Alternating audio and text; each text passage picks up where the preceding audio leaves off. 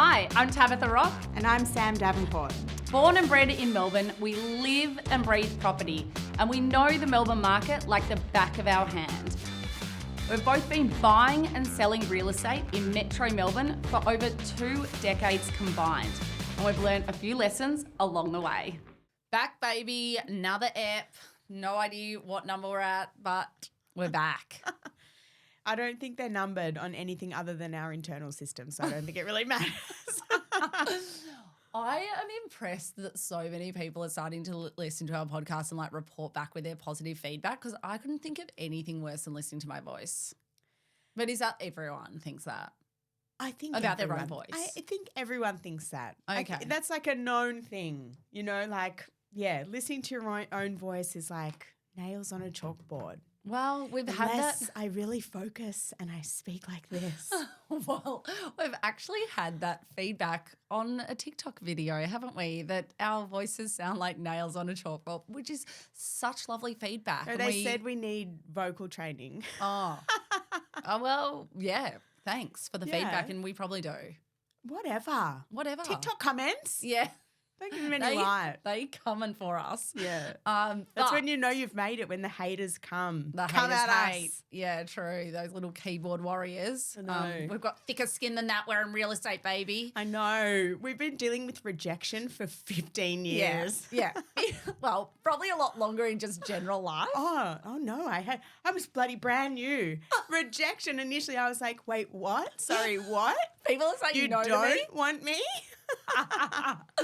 Oh, rejection never gets easier, but we don't see it too often these days. But, you know, occasionally when we talk to people that aren't right fit. We spiral less and less. That's true. Yeah. That's true. We keep the emotions more consistently normal.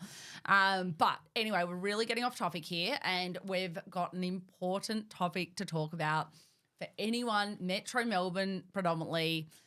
You're gearing up for an auction, but it might pass into you. So there's 3 scenarios you can come across when you're attending an auction as a buyer. One is that there's no bid, you decide to not put your hand up, it just gets passed in. Another one is that there's ferocious bidding, you're one of the bidders, gets put on the market, sells under the hammer to you, maybe not to you.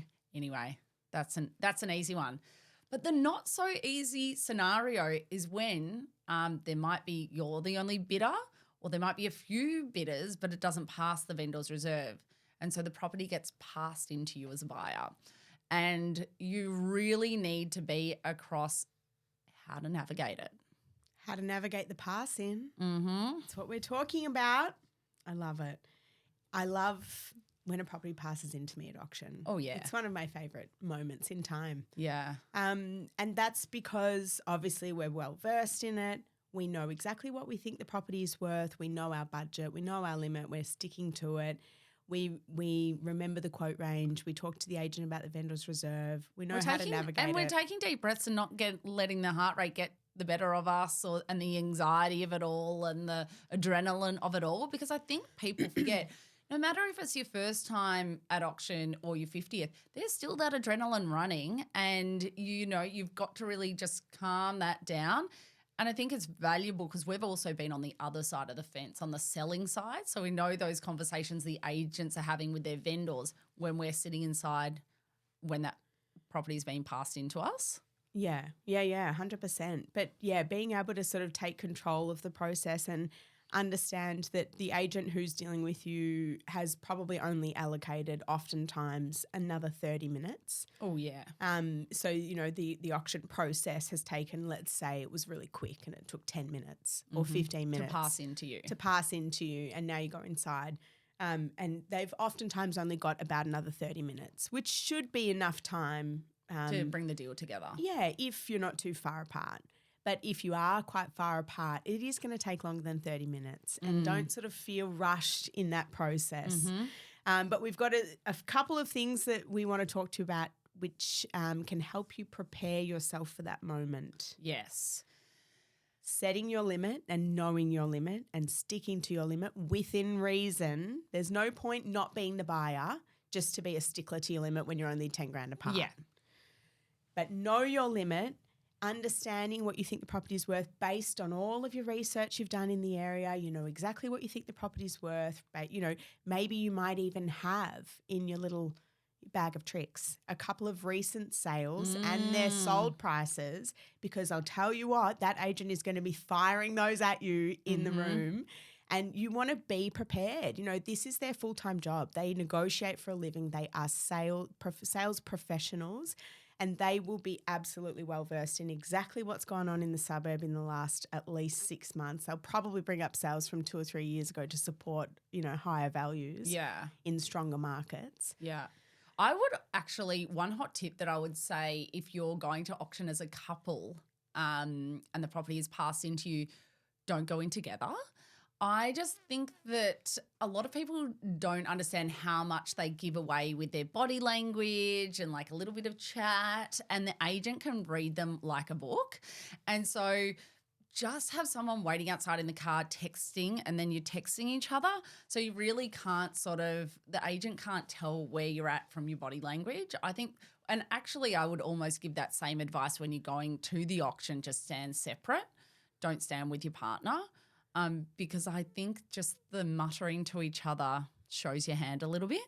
I don't know how you feel about that. Yeah. I mean, I think that's part of like the taking control of the situation. You know, they take you inside for a reason, and they take you into, you know, the nicest part of the house for a reason, and they separate you from the vendor for a reason. You know, they're doing all of these little minor things to you for a specific reason, and you don't just want to walk in just, you know, into their lair not knowing exactly what's going on.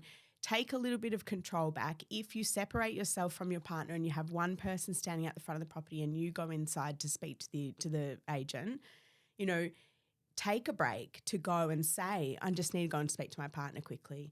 And they'll say to you, oh, get them to come inside. Oh, no, she's in the car, whatever, for whatever reason. But I'll be right back. I just want to go have a quick chat. Go outside, take a couple of big deep breaths, slow the process down. Don't be rushed into anything. And in doing that, you are sort of putting yourself a little bit more in control of the scenario. Yeah. See, I wouldn't even go outside. I would just maybe jump on the phone to partners or parents or whoever it may be, because I think that having a little spy out the front of the property is a really good idea, because despite the agent saying, you know, we only negotiate with the highest bidder, make sure you put yourself in that position, which gives you exclusive rights to negotiate and ultimately be the purchaser of the property. I don't know why I'm doing a male's voice. There's plenty of great female auctioneers out there. But they are chatting to buyers out the front of the property. And so you want to be across, like if there's anyone out the front, because that is one of the dialogues the agents will use inside is, well, actually we've been chatting to a buyer out the front. They just don't have their finance, but the vendor may look at taking an offer subject to finance for 7 days after if it's the difference between 50 grand. And then you can be like, well, actually, I know there's no one else outside. Yeah, or you just know that internally. But even if the property passes into me, I always leave my clients out the front and I go inside by myself. Yeah, so it's the same dynamic. Yeah. You know, so if you're I'm working inside, with an advocate and they're dragging you into that, that's not in the best interest of you. So I'll be inside by myself and I'll get, you know, the feedback on pricing from the agents. What's the vendor's reserve? What do the vendors want? I'll start in with what is a pre-agreed figure, you know, below budget, and just see where you're at from there. And then once they're starting to want increases, let me just go and check with my client, even though, of course, we know we've been approved up to a certain level pre-auction. Go back out, speak to the client, and often I'll say to the client, like, you know, I'm coming out here to talk to you about pricing, but I'm just using the pause to our advantage, dragging it out. Go back in. Look, they just can't. They can only give me this. Yeah. Whatever the story is going to be. Yeah. But using that little break in momentum from their perspective is going to be helpful to you. Yeah. And I think when you're the buyer sitting inside, when the auction has been passed into you, you are in the power seat. Like, don't forget that. The agent wants this done. The agent wants this property sold. So you are in the box seat. And the vendor, 9 times out of 10, wants it over and done with. If you've ever sold a property in a 4-week campaign, it's bloody stressful. You've got the higher furniture people saying they're going to start charging you extra the moment the auction passes in if your campaign keeps going. You know, you've told all your friends and family your property's selling at auction today, and you don't want to sort of go back and, oh no, it actually failed at auction. So there's a lot of things on the line for people to make that deal happen on the day.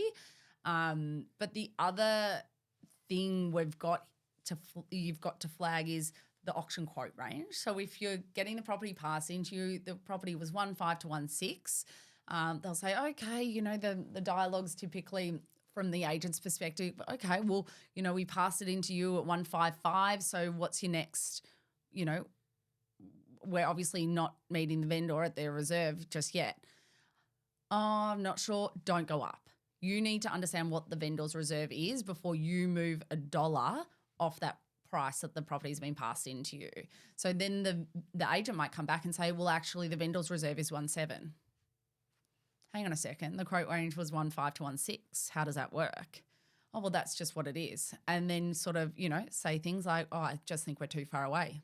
Do the whole like fake get off and leave. Yeah. Like these sort of tactics you can use. But I think it's important to, when you're in the search phase, always have a plan B and a plan C in just the properties that you're looking at, so you can come from a position of like, well, I don't need to buy this one. I've got other options. Yeah. Because that always like empowers you, I think, as a buyer. And again, having those addresses in your pocket, know if there is an auction, if you're at a 1 o'clock pass in to you and there's an auction around the corner at 2 o'clock, you let them know that you're planning to go there. That's where you're going to be from here.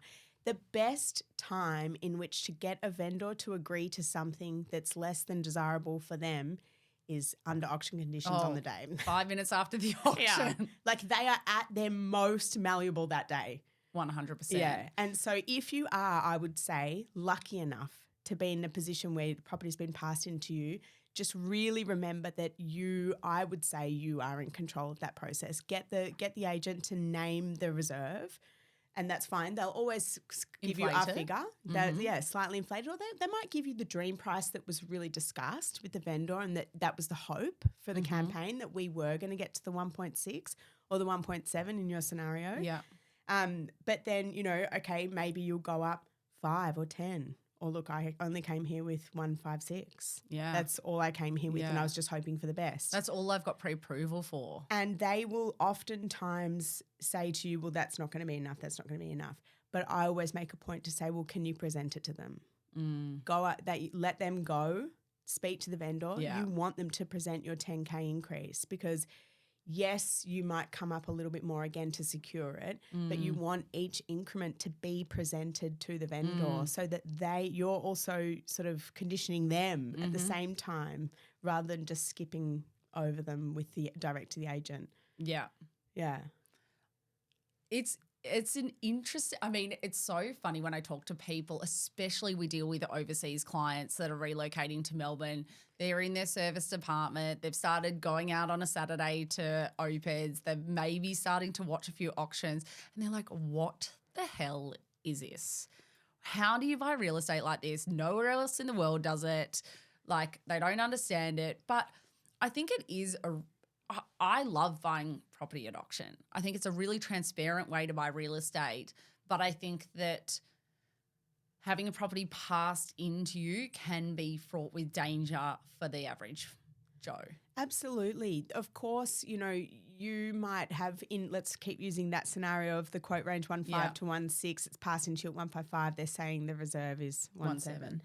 So, let's say you're the only bidder, and that it passes into you at 1.5, or vendor bid 1.5, 1.525, whatever. Yeah. That conversation when you go inside is slightly different to if there was bidding. If there was bidding and you are the highest bidder, use that in your conversation with the agent. There was competition. They've gone through a 4-week campaign. Only one other buyer aside from me thought it was worth bidding on at this level, and they stopped at 1.535. I'm at 1.55. I think your vendors should reconsider. Use the scenario in what's just occurred out the front. Don't walk in and forget what's just happened out there, what's just happened for the last 4 weeks. 4-week campaign, full marketing campaign, thousands of dollars spent on preparing the property, and you're it. And also use lines like, if they sell to me today, it's unconditional. Like there's no cooling off period because that is a thing. I mean, also if they sell to someone Monday, Tuesday, Wednesday after the auction, there also is no cooling off period. But that is a very compelling advantage of selling on auction day is that the buyer can't cool off. They can't put in subject to finance unless, well, they can actually, but they definitely can't cool off under auction conditions. Yeah. And also don't forget that part of your negotiating power, you know, it doesn't all sit in the price. It sits in a lot of other areas of that conversation. So understanding, this is why pre-auction, understanding, I ask the agent all the time, what's the vendor's ideal settlement date? Give me the day so that I know. I might not use that. I might not sign up on that. Maybe we'll do my client's ideal settlement date.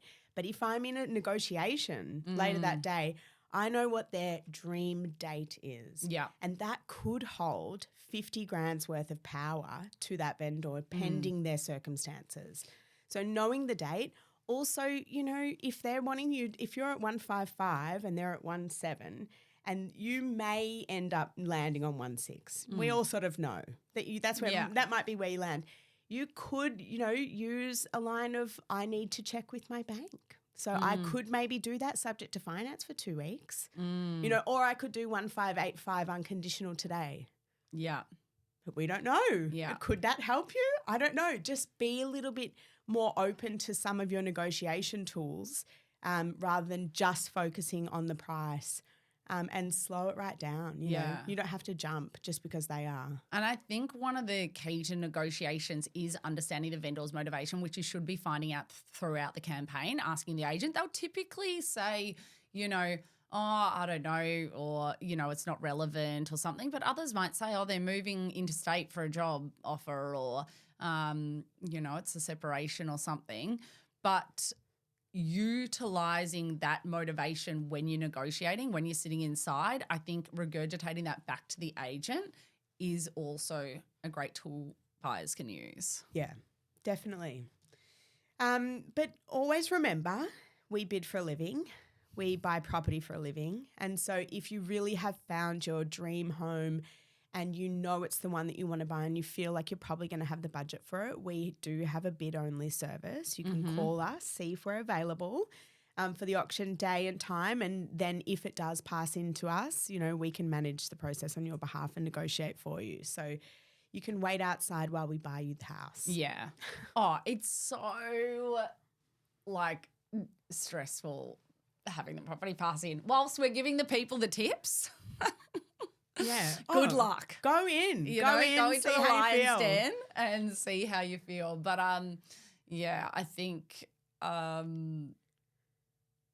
yeah, good luck. Good luck. Good luck to you. But I hope those You'll be tips fine. were helpful. Okay. F, marry, kill. Yep. Pass in to you. No other bidder. Mm-hmm. Pass into you competition or vendor's bid, no bid, pass in open slather. Oh, definitely killing open slather. That is not a vibe. I mean, I'm putting myself in the box seat despite those agents being naughty and going to chat to other buyers. I'm probably marrying the passing with a bit of competition. Like, I like just beating people. I like seeing that other people want what I want. So I'm marrying that and I'm effing the just pass it into me. One bid, it's mine, let's go. I mean, it makes it a lot quicker, the process. But, yeah.